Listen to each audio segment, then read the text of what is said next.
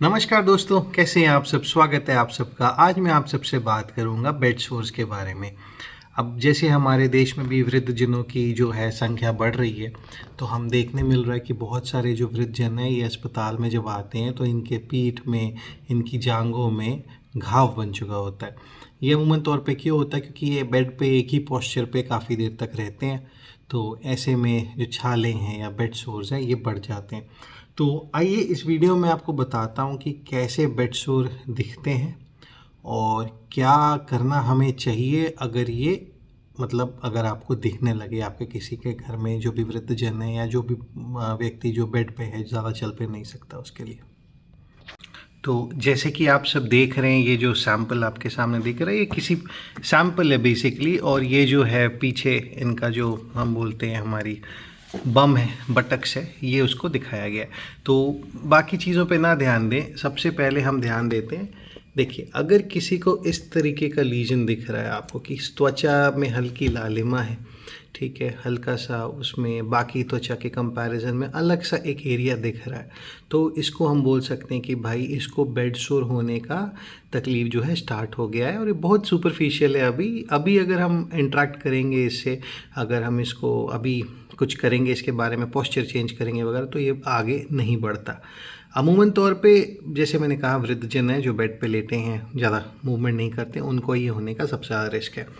अब जैसे देखिए, इस तरफ अगर हम देखें तो ये देखिए लालिमा के साथ साथ ये खुरदुरा हो गया है, तो ऊपर की जो त्वचा थी वो हट गई है, किंतु अगर हम देखें तो अंदर का जो मांस है, जो अंदर की स्किन है, ये अब आपको दिखने लग गई। ये ग्रेड 2 हो गया, ये थोड़ा सा और ख़तरनाक हो गया बेसिकली, है ना। अब इधर अगर हम बात करें, जो खास करके मैं डायबिटिक्स के बारे में बोलूँगा दोस्तों, ये जो है आपको दिख रहा है ना, देखिए अब गड्ढा बन गया है प्रैक्टिकली, और ये साथ में जो मांस सड़ना शुरू हो गया, और ये सड़ा हुआ मांस है। कालापन यदि आपको दिख रहा है तो वो मांस सड़ चुका है, बेसिकली जो स्किन है सड़ गई, उसको हम नेक्रोसिस बोलते हैं। ये अगर पीलापन दिखे तो इसको हम स्लो बोल देते हैं। और ये लालिमा जो है, ये फ़िलहाल स्किन जो है प्रेशर के वजह से, खून सप्लाई उसमें अच्छा नहीं हो रहा, उसके वजह से ऐसे दिखने मिल रहा है। यही चीज़ अगर ज़्यादा ख़राब हो जाए तो गड्ढा इस तरीके से बढ़ जाता है, और अगर इसमें ऐसा कहीं छेद बन गया है दोस्तों, तो ये जो है ख़तरनाक चीज़ें हैं।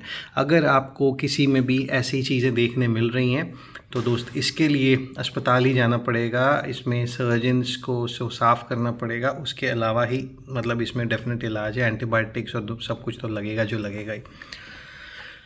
जो कम दिखता है किंतु सबसे ज़्यादा खतरनाक है अगर हम बात करें तो बेसिकली, अगर अभी आप देखें, ये पीठ के नीचे का भाग है, ये जो सफ़ेद दिख रही है आपको हड्डी, अगर मैं इसको इन डेप्थ आपको दिखाऊं तो देखिए कितना गहरा हो गया। अगर मेरी उंगली देखिए, ये त्वचा है और ये यहाँ जा रहा है, कितना गहरा हो गया। तो ये सारी जो है मांसपेशियाँ, सॉफ्ट टिश्यूज़ हैं, यहाँ पे फैट था वो भी ख़त्म हो गया। यहाँ पे अगर आप देखें तो टनल सा बन गया है, और ये जो है कालापन जो दिख रहा है, ये नेक्रोसिस है ही है। तो अगर किसी को इस तरीके का बेड सोर हो रहा है, बेड पे लेटे लेटे, मतलब यही है कि खून का जो वहाँ पे सर्कुलेशन है वो कहीं ना कहीं इफ़ेक्ट हो गया है, ठीक है। ये फर्दर ख़राब ही होगा, बेहतर नहीं होगा।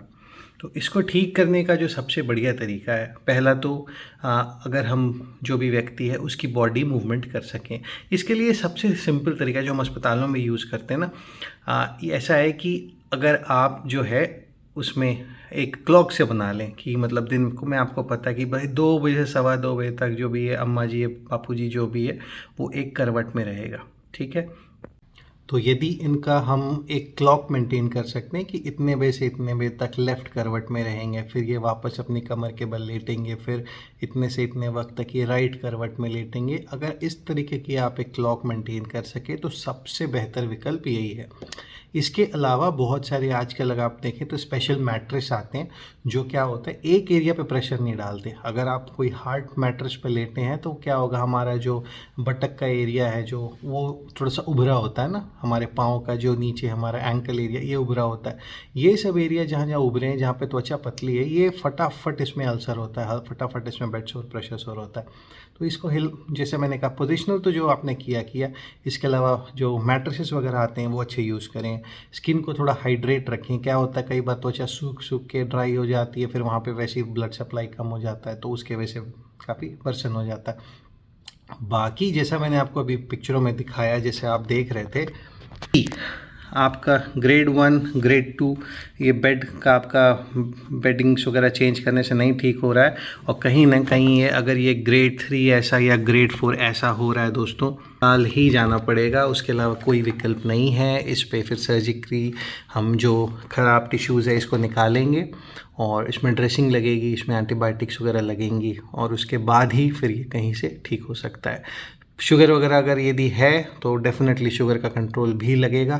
सो आशा करता हूँ अगर आप ऐसा किसी वृद्ध को या ऐसे किसी व्यक्ति को जानते हैं जो काफ़ी समय तक बेड रिडन है और उनको अगर ऐसे छाले हो रहे हैं, तो नज़रअंदाज ना करें दोस्तों। ये इन्फेक्शन होता है, उसके बाद इसको ठीक कर पाना बहुत मुश्किल काम है, तो ये जानलेवा भी हो सकता है। संक्रमण इन्फेक्शन जो है इसमें काफ़ी होने का चांस रहता ही रहता है।